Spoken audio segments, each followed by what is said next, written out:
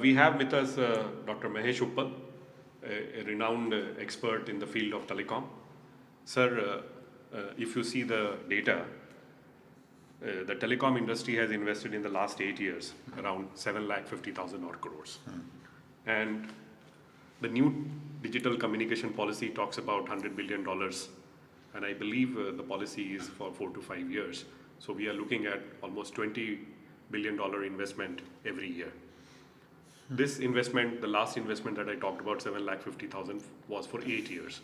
That means we got around 90,000 odd crore of investment every year.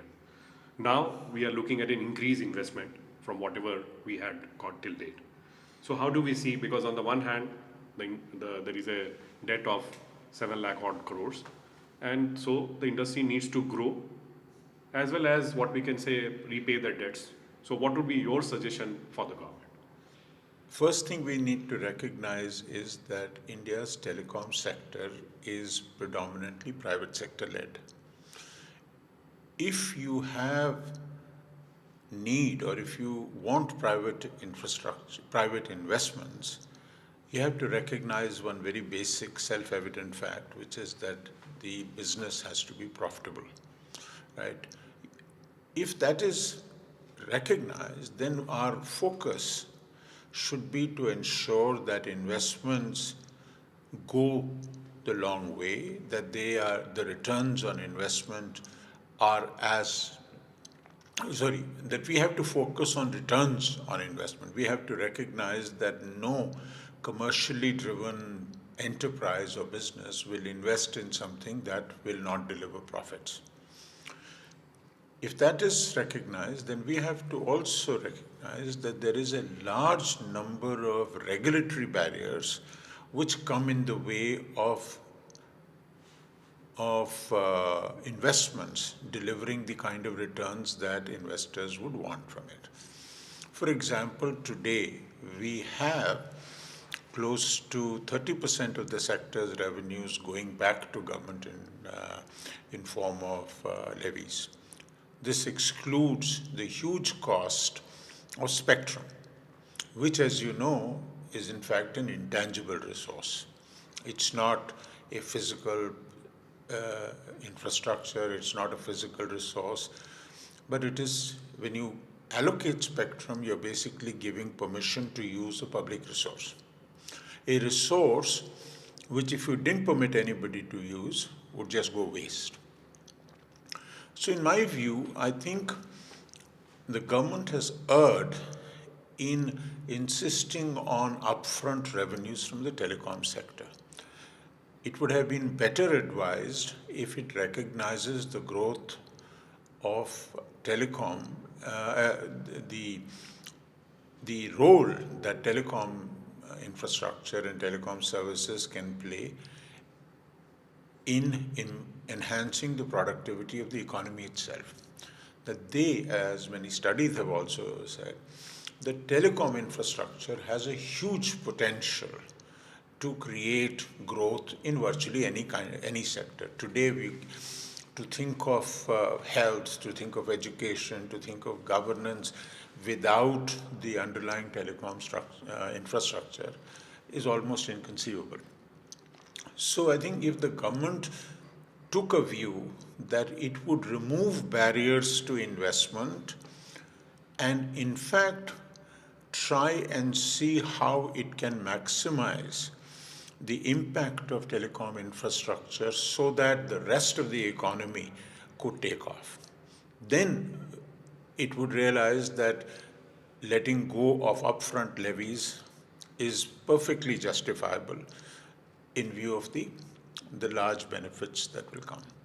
Unfortunately, we have not done that. In fact, even in the new telecom policy, you see murmurs from the bureaucracy and Ministry of Finance saying that it's okay with the policy, but it would want it to be revenue neutral.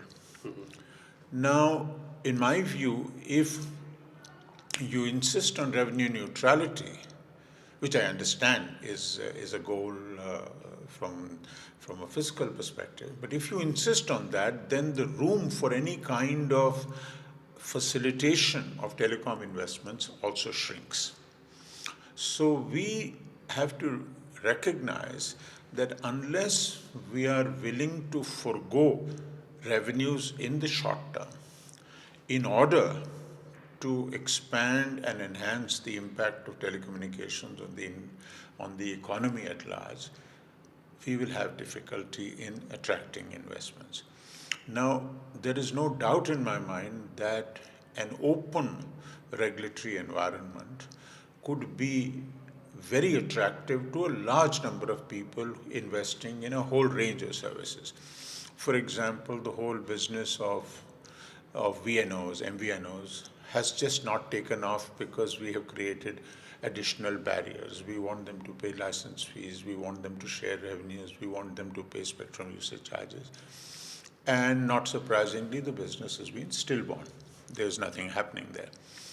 Much the same thing is happening with the ISPs, where in an environment where internet needs to actually be given all possible facilitation, we have in fact increased the cost of delivering internet services over time. So we have to see the link between our levies, our regulatory costs, and the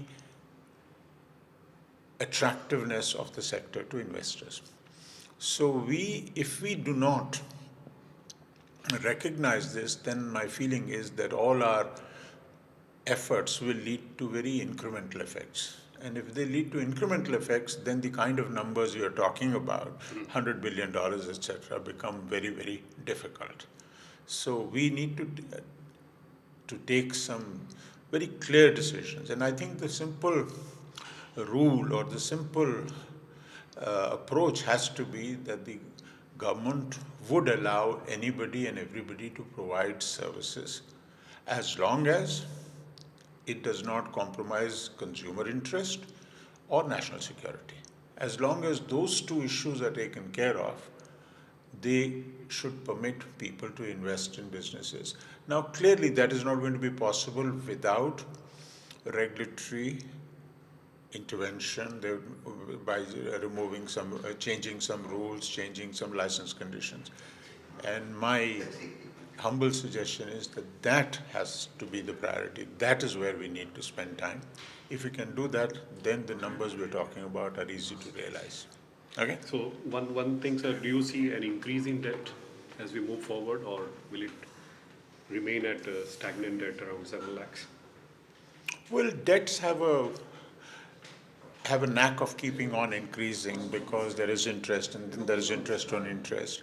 And if the environment, the commercial environment doesn't improve, as it is not improving because there's a huge pressure on prices, we can unfortunately expect the debt to increase rather than decrease, job losses to increase rather than decrease, and including exits from the sector, which would would not be particularly good. There was a time when we had too many players. Now we have a risk of having too few.